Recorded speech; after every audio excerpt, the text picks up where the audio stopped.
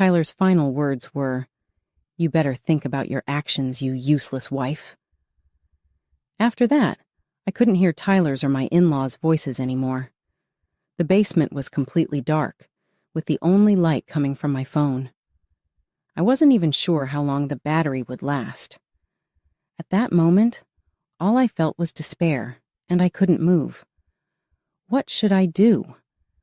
At this rate, even the baby in my belly, my precious child growing inside me, I felt so sorry that I couldn't protect them, and my tears wouldn't stop. That's when I heard the sound of a phone alert. "Please help me," I answered the call, clinging to it like a lifeline. 1 week later, Tyler and his parents returned from their Hawaii trip. "Ah, that was enjoyable," they said, entering the house with satisfied smiles. As my mother-in-law was about to place the luggage down, she noticed something. "Oh my, what's this smell?" She realized there was a foul odor emanating from the basement. Initially, she didn't seem to recognize it. Could it be the smell of decay?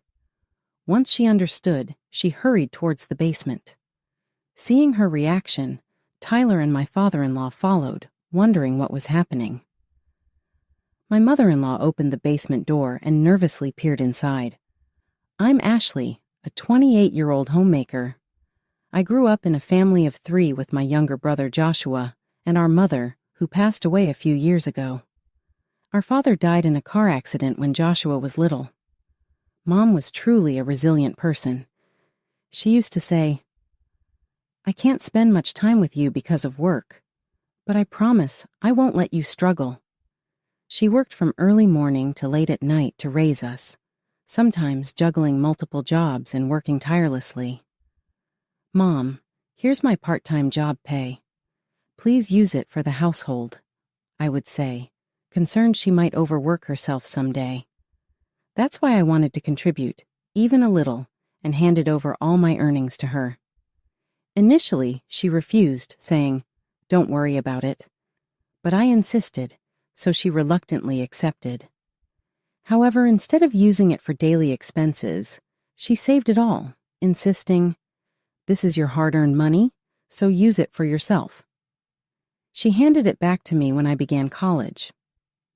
Thanks to that, I was able to enjoy my college life without financial stress. Mom always said, 'Seeing you living happily with a smile is my joy.' She was always thinking about us. This compassionate and strong mother of ours passed away due to illness shortly after I started working. At her funeral, Joshua vowed, 'From now on, I'll protect you, sis.' He grew up to be as strong and caring as Mom.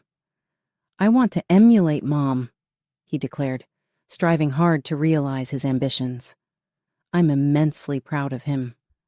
With Joshua and one other person's support, I managed to navigate the grief of losing Mom.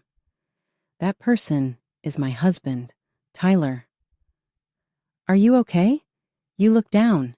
If you want, I'm here to listen,' Tyler said to me unexpectedly one day at work, where we were just colleagues.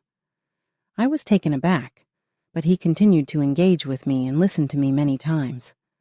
Gradually, I found myself drawn to him. 'Will you let me be there for you? I promise to bring you happiness,' he confessed, and we started dating. After a few years together, we decided to marry. Congratulations! I'm sure Dad and Mom in heaven are celebrating too, Joshua said, genuinely happy for us. Tyler's parents also told me, "From now on, think of us as your parents." I felt truly blessed to be surrounded by such loving family members. Until we got married, I felt incredibly fortunate. Ashley, would you consider moving in with my parents at our family home after we get married? We've already decided to tie the knot, and I think it's wasteful to keep paying rent, Tyler suggested. Joshua and I had moved out when we started college, so after Mom passed away, we hesitated a bit, but ended up selling the house. I don't mind living together, I replied. Thank you, Ashley, he said. At that time, my in-laws doted on me, so I decided to move into their house even before the wedding. They welcomed me warmly and were always kind.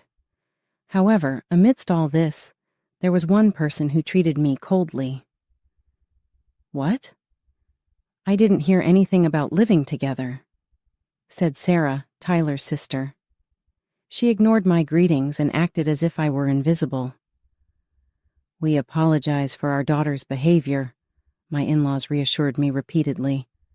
"She's probably just upset because she wasn't informed." I assured them I didn't mind, but something about both their words and Sarah's demeanor troubled me. Her gaze seemed to hold pity for me. Whenever I tried to approach her for clarification, she skillfully evaded me, preventing any meaningful conversation. Would this marriage be okay if it started like this? I wondered.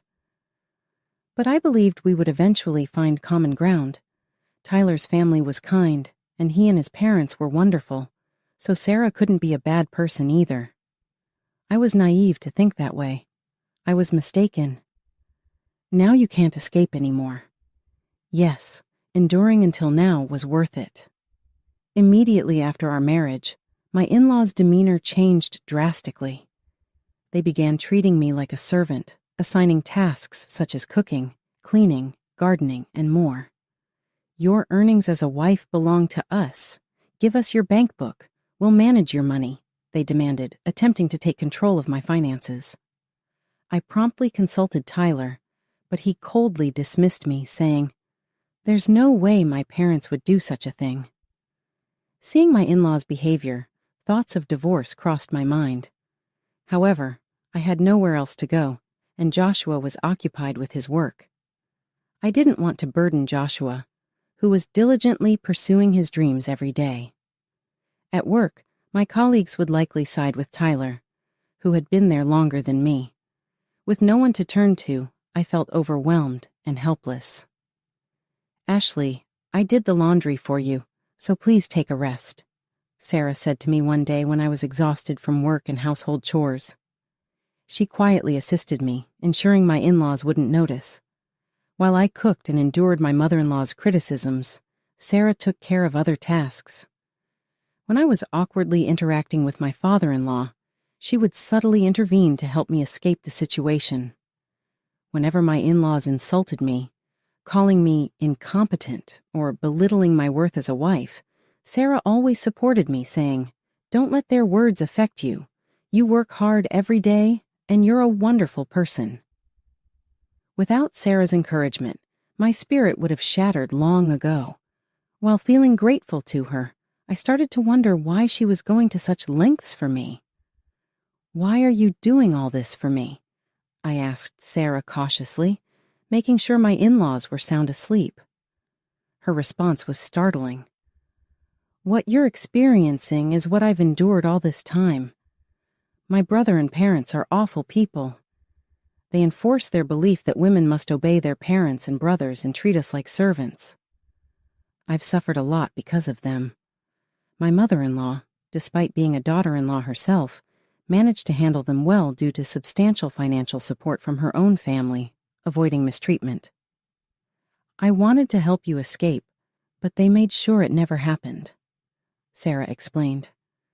"My in-laws kept a close watch on her to prevent me from learning too much, forcing her to maintain distance from me as an act of defiance." "I understand now. I'm sorry for the misunderstanding. I thought you disliked me all this time," I said. "No, I should apologize for not being able to protect you," Sarah replied with a remorseful expression. She was truly compassionate. She didn't belong in such a place. Just as I was about to discuss our next steps, Tyler woke up. "Oh, you're still awake? Is everything okay?" he asked, looking puzzled. I made up an excuse and pondered my plans. What should I do now? I knew I needed to find a way out of this house. That's when I discovered I was pregnant during a hospital visit for feeling unwell. The news filled me with joy, but it also meant my movements would soon be restricted. The first person I contacted was Sarah. "Pregnancy is a happy occasion," she acknowledged, though her underlying concern was clear. Perhaps I should consider escaping. As I pondered my options, Tyler, who had insisted on accompanying me, waited outside the hospital and I couldn't leave Sarah behind either. Just then, I heard my mother-in-law's voice on the phone. "Is it true that she's pregnant?" At that moment, I couldn't help but feel a sense of dread. I'm sure Sarah felt the same. "Mom, were you eavesdropping on us?" Sarah's panicked voice echoed through the phone. It had to be my mother-in-law who found out. She shared everything with my father-in-law and Tyler, so they would soon know too. "I just got a call from Mom. Seriously, you should have told me first," Tyler exclaimed when I exited the hospital. He greeted me with a wide smile, clearly unaware of the tension. I returned home with mixed emotions. "Congratulations, Ashley. Well done. We finally have a grandchild." My in-laws greeted me with warm smiles. They appeared completely transformed from the people who had previously ordered me around and belittled me. Glancing at Sarah standing behind them, her eyes conveyed a clear message. They won't let you escape. Following that, I enjoyed a brief period of relative peace. "Don't push yourself too hard. Your health is the priority," Tyler said, unusually caring, always attentive to my needs. Aware of my severe morning sickness, he even arranged for me to start maternity leave early. "I'll take care of the laundry. I'll handle the cleaning so you can rest." My in-laws actively assisted with household chores, allowing me to recuperate during bouts of morning sickness. However, Sarah bore the brunt of their displeasure. "You can't even manage to get married, let alone become pregnant. At least contribute to the household?" I overheard my mother-in-law berating Sarah while I lay down. It was my turn to support her. I tried to intervene, but Sarah declined my help. "Ashley, you should rest. Please don't worry about me. Did you find out the baby's gender?" "Not yet." At my reply, she seemed to be thinking about something.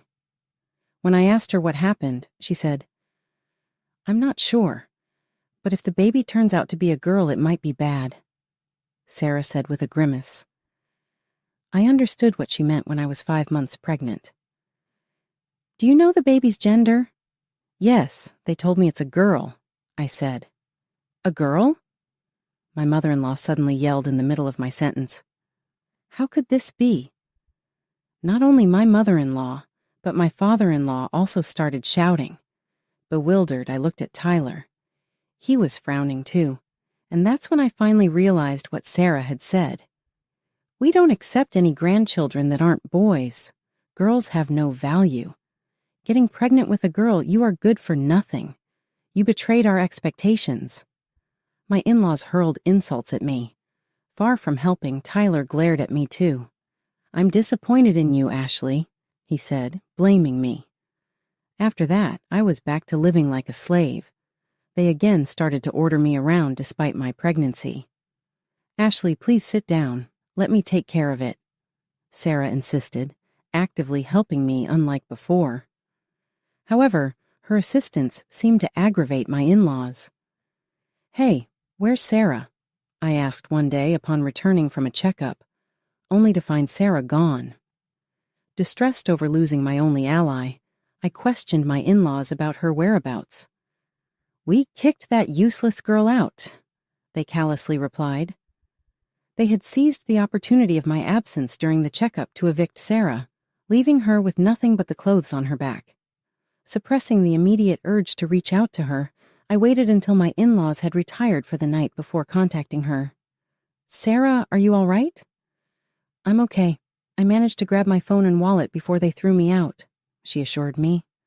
For now, she was staying at a nearby hotel, but her situation was precarious, and she couldn't stay there indefinitely. "I have a younger brother. I'm sure he'll protect you if you mention my name," Sarah reassured me, so I urged her to rely on Joshua. I would have contacted him myself, but somehow Joshua's contact information had vanished from my phone. It was clear that one of my in-laws had deleted it while I was in the bath. I quickly gave Sarah Joshua's workplace and name before we could be interrupted and hung up. From then on, I struggled through each day while safeguarding my unborn child. I was under constant surveillance, and my phone was routinely checked, leaving me unable to reach out to anyone. Consequently, I had no idea about Sarah's current situation. Worthless wife, if you don't want your belly kicked, clean up the basement. I was ordered one day to clean the basement. I truly didn't want to, but the entire family was home that day. I feared that any resistance might result in harm to my unborn child, so reluctantly, I descended into the basement. "What's taking you so long? Get on with it." I cautiously made my way down the dark stairs, relying on the faint light from above. Just as I reached the bottom, the light abruptly went out, and I panicked, looking up. The basement door had been firmly shut. "Hey, what's going on? Please open the door," I pleaded desperately in the pitch-black space. "A fitting place for a worthless wife," came the mocking response from outside the door as I continued to cry out for help, but received only disdainful words in return. "This isn't funny, not even as a joke. You're so noisy. We're going on a week-long trip to Hawaii. Now reflect on your rudeness towards us down there. Think about how sorry you are for getting pregnant with a girl." I heard my in-laws' laughter on the other side of the door, mixed with Tyler's laughter. "Reflect on your actions in there, you useless wife." Tyler's voice echoed before their voices faded away. The basement enveloped me in darkness, and my phone was my only source of light. I had no idea how long its battery would last. In that moment, despair gripped me, and I felt paralyzed. What should I do? At this rate, even my precious baby is growing inside me. Then a sound broke the silence, a notification on my phone. "Please help me."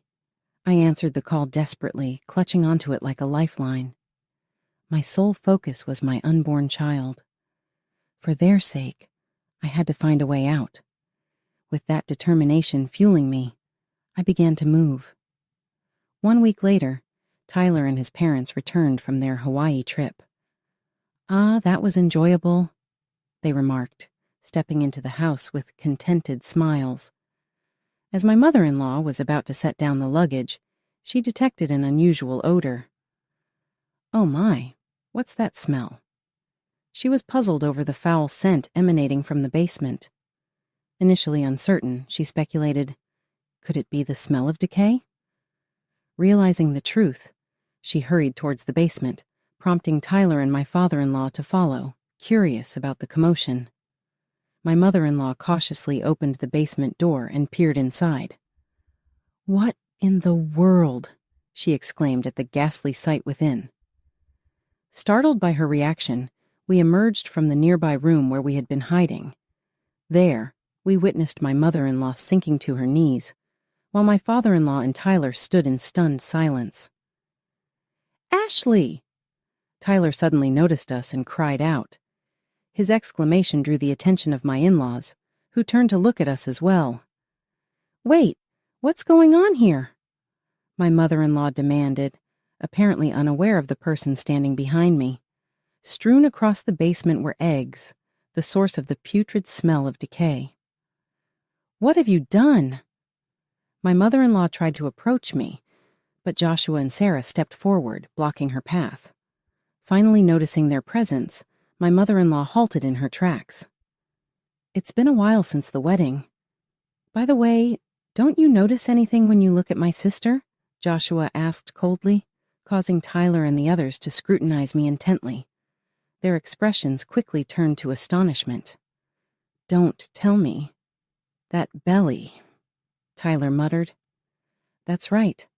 My belly, which grew during pregnancy, is now flat," I declared, understanding the significance.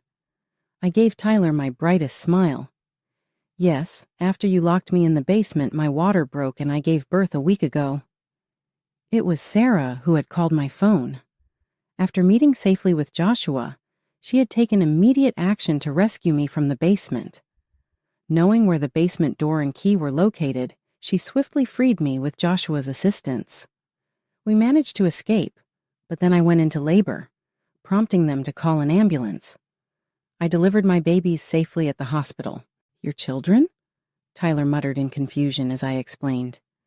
"Yes, that's right. I have a twin boy, and a girl," I revealed. My in-laws' eyes widened in surprise.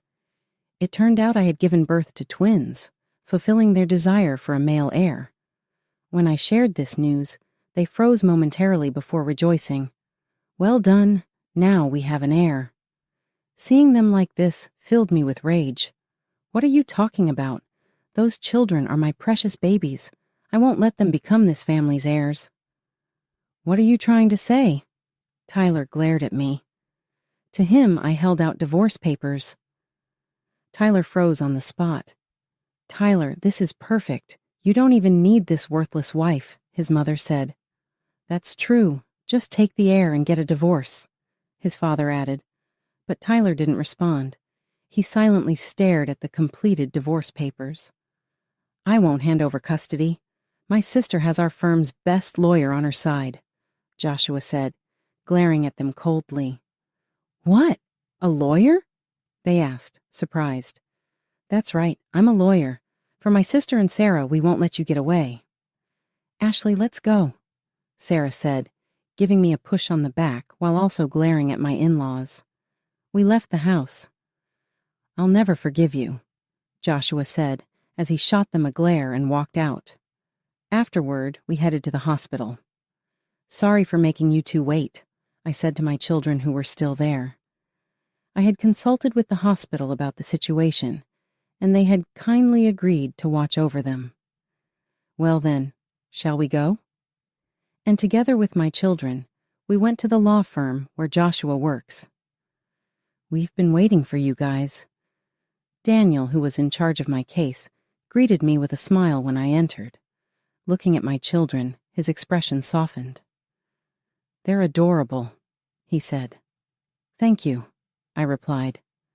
"They are cute. They look just like you." I thanked him for his words, and we started discussing what steps should be taken next. Of course, the topics were divorce, child support, and compensation. Just then, I got a call from Tyler. "Please put it on speaker," Daniel instructed, and I answered the phone accordingly. "I'm truly sorry for what happened. I can't leave you. Please give me another chance," Tyler pleaded. In my mind, I was like, what on earth was he saying? I have no intention of starting over. I don't want to be with someone who locks his wife in the basement when she's about to give birth and then goes on a trip to Hawaii. I can't go against what my parents say. I had no choice," he claimed. "What do you exactly mean by no choice? You were mocking me along with them." I'll never forget the shock I felt when I heard him laughing together with them. That time. That's when Daniel calmly interjected. "As a grown man, it is unsettling for you to say you had no choice. What you did was a clear-cut crime." Tyler probably didn't expect to hear another man's voice besides Joshua's. "Who's that?" he shouted angrily. "I'm the lawyer in charge of Ashley's case. I've also heard the details from my colleague, Ashley's brother. From now on, I will be acting as her representative in dealing with you," Daniel informed him before taking a deep breath and fixing his sharp gaze on the phone. "Let me speak to you as an individual. What you did was the lowest of the low, neglecting your family, treating them like slaves, and on top of that, hurting your pregnant wife emotionally and putting her life at risk while you go on a trip to Hawaii. Have some shame." Daniel's clear words made him seem incredibly reliable. "And one more thing. From now on, I will be acting as Sarah's representative as well, so refrain from contacting her too. We will show no mercy to the likes of you," Joshua added, echoing Daniel's words. At that, Tyler fell silent. So we hung up. Sarah and I looked at the two lawyers. "Leave it to us," they said with reassuring smiles. "We'll make sure they pay for their crimes." Seeing them stand for us, we felt at ease and trusted the matter to them. Thanks to Daniel's hard work, the divorce was finalized without me having the trouble of seeing Tyler. I was granted custody of the twins, child support, and a sizable compensation. "I'm truly sorry. Please reconsider." Tyler sent me messages like that, but I thoroughly ignored him. I figured that would be the most painful thing for him. Ever since we were dating, he hated being ignored and always tried to make me pay attention to him, no matter what. "Please don't ignore me," he had said, crying in a voicemail. Well, I ignored that too, and made sure to get only what I was entitled to. Upon receiving the troubling call from my colleague about Tyler's spreading of rumors, I was both shocked and deeply disappointed. It appeared Tyler was continuing his campaign to smear my reputation, alleging that I had neglected my responsibilities as a wife and had left our children to be with someone else. Immediately, I contacted Daniel, my lawyer, to inform him of Tyler's actions. Knowing the seriousness of defamation, especially in a professional setting, Daniel and I quickly formulated a plan to take legal action against Tyler once again. With Daniel's guidance, we prepared to sue Tyler for spreading false and damaging information about me. Simultaneously, I decided to address the situation with my colleagues at work. I shared the truth about my divorce and the events that led to it, clarifying that Tyler's accusations were baseless and malicious. My colleagues were supportive and understanding, expressing disbelief at Tyler's audacity to fabricate such stories. Understanding the impact of Tyler's actions on my professional reputation and personal well-being, I was resolute in seeking justice. Daniel and I moved swiftly with legal proceedings, aiming to hold Tyler accountable for his defamation and the additional distress he caused. This renewed legal battle, while unexpected, reinforced my determination to protect my integrity and ensure that Tyler faced consequences for his deceitful behavior. With the support of my legal team and colleagues, I remained focused on defending my reputation and moving forward positively with my life and my children. Upon hearing Joshua and Sarah's announcement, I was genuinely taken aback. However, as I looked at them standing before me with such earnest expressions, I couldn't help but feel a sense of happiness and relief that they had decided to spend their future together. Sarah was drawn to Joshua's dedication to helping us, and he had fallen for her at first sight. The other day, they had confirmed their feelings for each other and started dating with marriage in mind. "That's wonderful news," I exclaimed, unable to contain my joy. "I'm happy for both of you." Joshua nodded with a smile. "Thank you, sis. We wanted you to know first and get your blessing. You've both been through so much with me," Sarah added softly, "and we've grown closer during this time." "It's true," Joshua agreed, his voice filled with sincerity. "We've been supporting each other and realized that we have strong feelings for each other." Their relationship, born out of shared experiences and mutual support, felt incredibly right. Knowing Joshua's protective nature and Sarah's unwavering kindness, I couldn't think of anyone better suited for each other.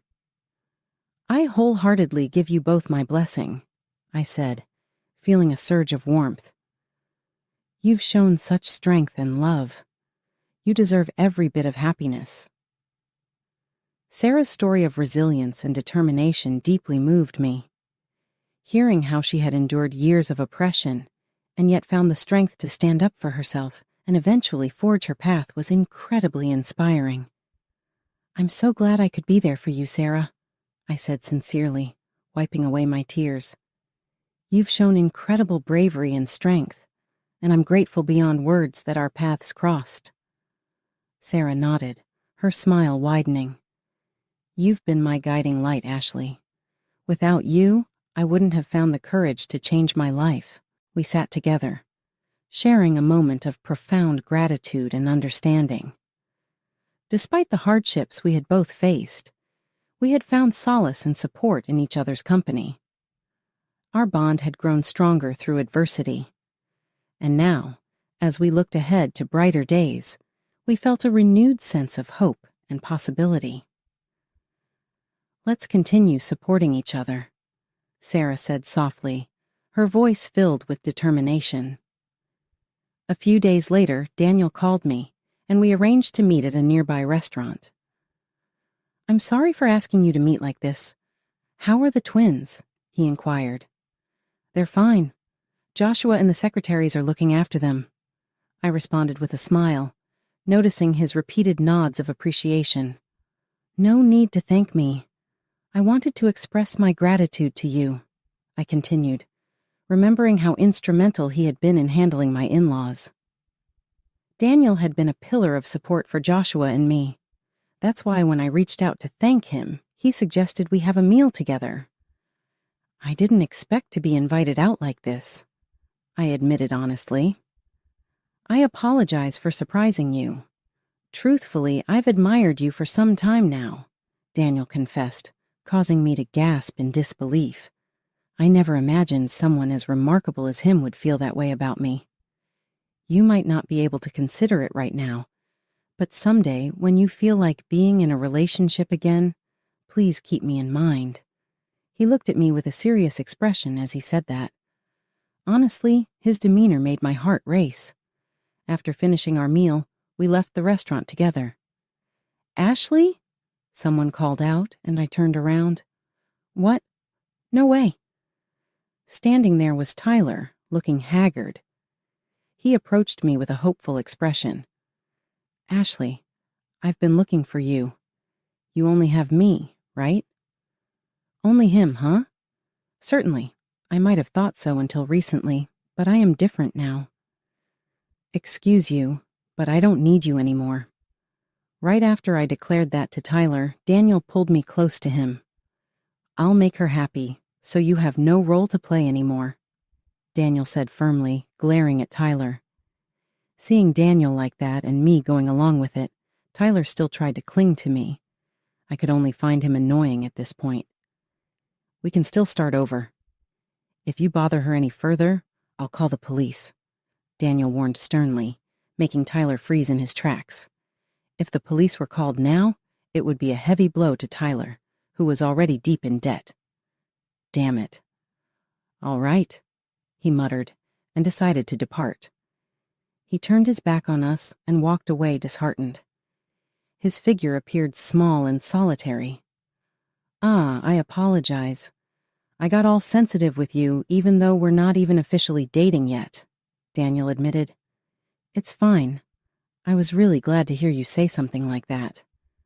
Daniel blushed at my words but maintained a smile. Finding his expression charming probably meant my fate was already sealed. Later, I heard through gossip that my former in-laws had split up.